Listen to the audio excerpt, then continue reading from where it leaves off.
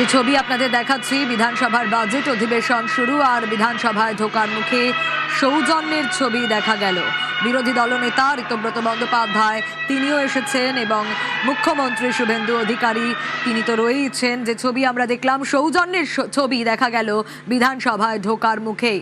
Budget অধিবেশন শুরু এবং তার আগে বিধানসভা থেকে সে ছবি দেখাচ্ছি আপনাদের সরাসরি।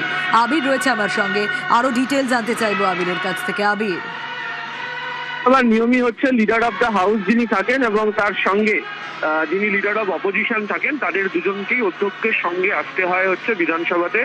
যখন পূর্ণাঙ্গ অধিবেশন যখন শুরু হয় বাজেট অধিবেশন, তখন যখন রাজ্যপাল আসে তাকে রিসিভ করার জন্য।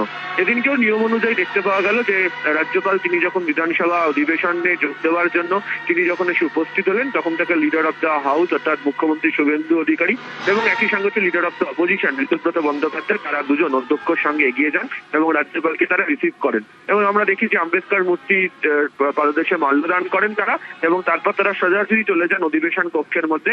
ইতিমধ্যে অধিবেশন কক্ষের মধ্যে তারা প্রবেশ করেছেন। কিছুক্ষণের মধ্যেই রাজ্যপালের যে বক্তব্য তা শুরু হতে চলেছে। রাজ্যপালের ভাষণের মধ্যে দিয়ে পূর্ণাঙ্গ অধিবেশন বাজেট অধিবেশন শুরু হয় এবং এবারে রাজ্যপালের ভাষণের পর রাজ্যপালের ভাষণ নিয়ে যে আলোচনা সেটাও হতে চলেছে আগামী সপ্তাহে শুরুতেই হওয়ার কথা রয়েছে এবং সেখানেও শাসক বিরোধী উভয় পক্ষই তারা যোগ দেবে।